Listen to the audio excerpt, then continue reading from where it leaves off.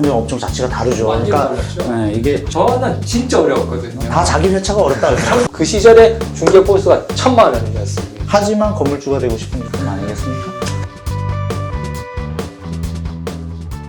안녕하세요. 안녕하세요. 저 이름은 이제 박유충인 거고 2000년도 11월부터 부동산 중개를 했죠. 그렇기 때문에 거의 횟수로 보면 20년 되고 있습니다. 네, 안녕하세요. 저는 박효충 부동산 중개법인에서 이성진 매니저로 이제 중개업을 하고 있는 이성진입니다. 중개업 한 지는 한 1년 반 정도 된 것 같아요. 그전에는 제가 이제 프로그램 개발 쪽, 소프트웨어 개발 쪽을 하다가 이전을 이제 부동산 중개업을 하는데 사실 완전 업종 자체가 다르죠. 완전히 그러니까 달랐죠. 네, 이게 쉽지는 않았지만 적응은 잘 한 것 같아요. 저는. 중개사를 시작하게 된 두 분의 계기가 약간 저 같은 경우에는 이제 20년 전인데 사실상 저 나이로 보면 한 29, 30 정도 됐을 것 같은데요. 어떤 지인의 아버지가 저거 부동산 중개업을 했는데 정말로 건물주인 거고 돈도 엄청나게 이제 번 거예요. 하여튼 그런 거를 이제 샘플 삼에서 보다 보니까 공인중개사업을 하면 충분히 그분들처럼 될 수도 있지 않을까라는 생각이 들다 보니까 저 또한 한번 그 길로 한번 가봐야 되겠다 싶어가지고 시작하게 됐어요. 저 같은 경우는 이게 좀 되게 좀 뭐라 해야지 되게 좀 웃기다 그러면 웃긴 건데 약간 케이스가 저는 이제 소프트웨어 개발을 하다가 제 동료 중에 한 분이 그 부동산 투자를 했어요. 투자를 기존에 계속 했고 이제 경매를 이제 좀 했거든요. 그래서 경매를 하다 보니 조금 이제 부동산 투자 돈을 벌었다라는 얘기를 해서 그때 저도 이제 그때 경매를 투자를 조금 했습니다. 진짜? 네, 경매 투자 조금 하다가 부동산에 관심을 갖기 시작했고 그러면서 공부를 좀 해야 되겠다고 해서 이제 공부를 시작했는데 그렇죠. 네, 공인중개사 자격증 공부를 같이 한 거예요. 네, 그래서 이제 자격증을 따게 됐고 이제 소프트웨어 개발도 보면 계속 할 수는 있지만 어느 순간 이제 나이가 들면 일반 회사도 마찬가지잖아요. 그렇죠. 한계성이 어느 정도 있다 보니까 이게 한번 전향을 한번 해보자. 네, 그렇게 해서 이제 시작하게 됐죠. 네. 저는 뭐 하여튼 시험 공부 되게 어렵게 했는데 어떤 사람들이 되게 쉽게 해서 땄더라고요. 저는 되게 어렵게 땄어요. 횟수별로 조금 차이가 심한 것 같아요. 그런가요? 저는 진짜 어려웠거든요. 다 자기 회차가 어렵다 그러더라고요. 진짜 어려웠어요. 네. 진짜 어려웠어요. 하여튼 뭐 그렇습니다. 네. 그럼 이제 시작할 때 당시에 네. 인식이 있잖아요. 대표님 같은 경우는 이제 20년 가까이 됐는데 그렇죠. 그때 공인중개사에 대한 인식이 굉장히 좋은 전혀 아니었습니다. 그 시절에는 정말로 공인중개사에 대해서 생각하시던 게 정말 지금 우리 뭐 이렇게 얘기해서 죄송하지만 복덕방 나이 드신 분들만의 어떤 영역이라고 많이 봤어요. 그래서 제가 아까 얘기했던 29살이었잖아요. 심지어 저희 부모님조차도 너 왜 그 길로 가냐? 너가 왜 회사를 그만두고 왜 그런 부동산 중개업을 하냐라고 막 말렸던 거죠. 그 시절에 사실상 뭐 이렇게 중개업에 대해서 바라보는 관점이 그렇게 높지는 않았어요. 지금은 좋죠. 매니저님 지금 좋다고 생각을 하시나요? 그래서 지금 글쎄요 뭐 그전에는 공인중개사 관련된 분들이 그에 대한 인식에 대해서 제가 많이 알진 않았었어요. 본업으로 하다 보니까 조금 인식이 안 좋게 생각하시는 분들도 있고 그리고 도움을 많이 받으신 분들은 고맙게 생각하시는 분들도 있는 것 같아요. 안 좋게 생각하시는 분들은 아직도 조금 있긴 있는데. 왜냐하면 저는 이제 굉장히 중직하게 이제 중개업을 그렇죠. 하는 사람 중에 한 사람인데 그렇지 않은 분들도 또 있다 보니까 그렇죠. 말을 하면 약간 안 믿는 듯한 약간 그런 느낌도 좀 받긴 받았거든요. 그러니까 인식이 좋게 생각하시는 분도 있고 안 좋게 생각하시는 분도 있는 것 같아요. 근데 지금 보면 첫 중개했을 때가 기억이 나시나요? 참. 저는 얼마 안 됐기 때문에 당연히 기억나죠. 저는 너무 오래돼가지고 기억이 뭐 어렴풋하게 기억나는데요.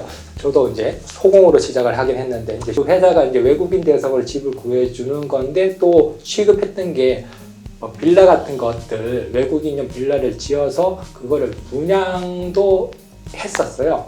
그러다 보니까 그때 첫 번째 계약된 게 제 고객이 그걸 샀는 거거든요. 그 시절에 중개 보수가 1,000만 원이었습니다. 네. 그 기준으로 엄청 높은 그렇죠. 첫 계약을요? 네. 굉장하시네요. 부럽습니다. 했었습니다. 네, 저 같은 경우는 이제 사무실 임대권을 맞춰드린 건인데, 저 에피소드라고 얘기하면은, 그래서 얻어드렸는데, 그 당시에 이제 소유자 물건이 있었고, 기본 사무실에 이제 세팅되어 있는 소유자 물건이 있었고, 현재 임차인이 사용하고 있는 임차사 물건이 있었어요. 근데 요거를 이제 새로 들어오시는 분들은 그냥 다 이용하는 조건으로 이제 임대차 계약을 했어요. 그게 했는데, 중간에 뭐 그 지금 있는 임차사가 뭐 자신들이 가지고 온 거 좀 가져가도 되냐? 그거 당연히 가져가도 되죠. 본인들 거는 아유 그걸 왜 그렇게 하시죠 했는데 이분이 임대인 것까지 다 가져간 거예요. 아 완전히 나중에 이제 봤을 때 뭐 텅텅 비겠대. 네, 그러니까 텅텅 비면 오히려 나을 것 같아. 텅텅 빈 것도 아니고 약간 쓰레기 같은 것만 남겨두고 간 거예요. 그래서 그 새로 들어가시는 임차사 대표님하고 딱 갔는데 이제 황당한 거죠. 본인들이 이거 굉장히 좀 괜찮은 것들 쓰려고 갔는데 나머지 쓰레기만 있는 거예요. 그래서 그 중간 처리 과정을 하는데 굉장히 스트레스를 받았어요. 사람에 대한 스트레스를 많이 받지는 않았었던 직업이었는데 이제 받다 보니까 좀 힘들긴 했는데 뭐 마무리는 잘 돼가지고 어렵게 했 만큼 그만큼 더 값어치가 있었던 것 같아요. 당시에는. 그럼 처음 시작할 때에 비해서 본인들이 약간 달라진 점이나 뭐 개인에 대한 어떤 기피증이 상당히 많이 이제 해소된 부분이 있는 것 같아요. 일단 뭐 중개업이니까 사람을 무조건 만나야 되는 거잖아요. 사실상 무조건 만나야 되는 부분이 있다 보니까 어느 정도 사람 만나는 거에 대해서 이제 두려움이 많이 사라졌고 그 다음에 이제 어떤 실패나 시련에 대해서 무뎌지는 부분이 이제 강해진 것 같아요. 그게 뭐 크게 어떤 변화된 모습인 것 같아요.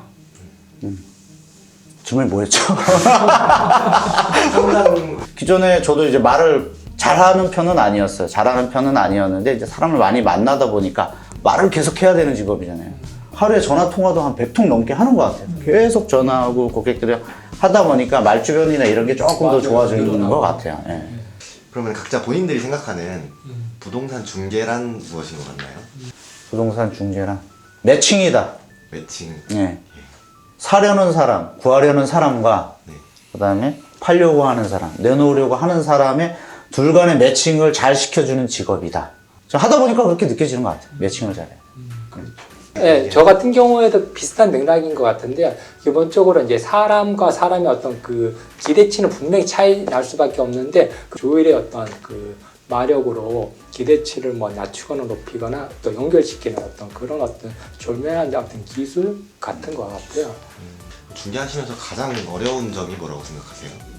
모든 뭐 인생이 항상 힘들겠지만도 뭐 기본적으로 또 사람 만나는 게 힘든 거인 거지. 그만큼 편해진 것도 사실이지만도 궁극적으로 또 어떤 그 계약이든 결과까지 갈 수 있도록 또 인도를 해야 되는 부분이니까 결국 사람 만나는 게 편해졌다고 얘기할 수 있지만 또 오히려 그 부분도 굉장히 이제 또 힘든 부분 중에 하나일 수도 있는 거인 거죠.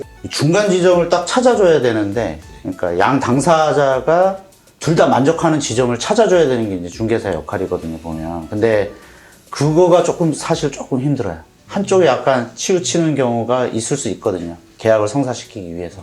그러니까 그런 부분이 조금 어렵지 않나. 각자의 기준에서 중개업에 있어서 베테랑이라는 기준이 혹시 있으신가요?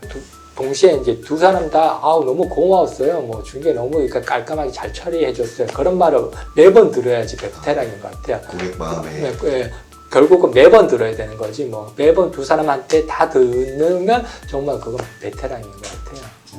혹시 두 분은 앞으로의 꿈이 있으신가요? 비전이라든가 목표? 말씀 어려운 질문 같으니까 떠넘겨야지.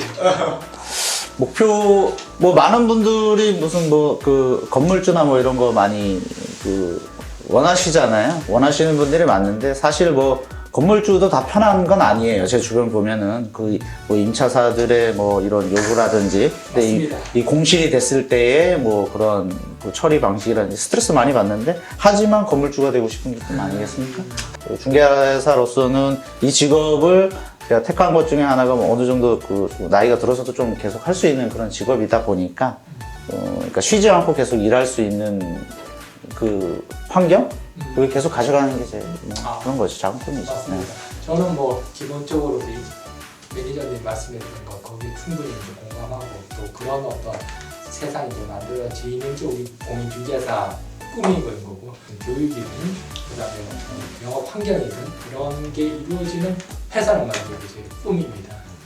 신입중개사 혹은 중개사를 준비하는 사람들에게 조언을 해준다면 너무 쉽게 생각하지는 말고 조금 더 이거는 사람 상담하기 때문에 또 내가 기존에 배웠던 거를 다른 형태라고 그러면 더군다나 더 힘들 수도 있어. 그래. 그렇지만 내가 시도를 계속하면 가능하다라는 생점에서 꾸준하게 도전하고 영업 활동을 하면 충분하게 뭐 단기간에 6개월 안에 충분히 결과를 만들 수 있다 이렇게 보여집니다. 쉬운 직업은 아니에요. 이렇게 쉽게 생각하시는 분들이 뭐 많이 계시는 것 같은데 뭐 쉬운 직업은 아니고 그래도 충분히 매력 있는 직업이고 근데 그냥 뭐 자격증 따시는 분들이 많잖아요. 그러니까 엄청나게 많죠. 그러니까 자격증 땄으니까 한번 해봐야지. 그냥 한번 해봐야지. 그런 정신으로 들어오시는 분들은 안 돼요. 왜냐면 어떤 분들은 또 이래. 계약의 한 건에 있어서 중개보수가 좀 높은 금액도 있고 낮은 금액도 있지만 그 높은 금액만 보고 이거 괜찮아 돈 되겠네라고 들어오지만 그 한 건의 계약을 하기 위해 밑바탕에 깔리는 그 굉장한 노력이 있어요. 중개사분들이. 그 노력이 있는 상태에서 한 건의 계약이 나오기 때문에 너무 쉽게 접근하지 마시고 진짜 나는 이걸로 한번 해보겠다. 나 영업을 진짜 해보겠다라는 마음가짐을 갖고 뭐 자격증을 따시든지 이쪽으로 오시는 게 맞을 것 같아요. 네. 이상으로 마치겠습니다. 네. 감사합니다. 아유, 네, 수고했습니다. 감사합니다. 네. 네.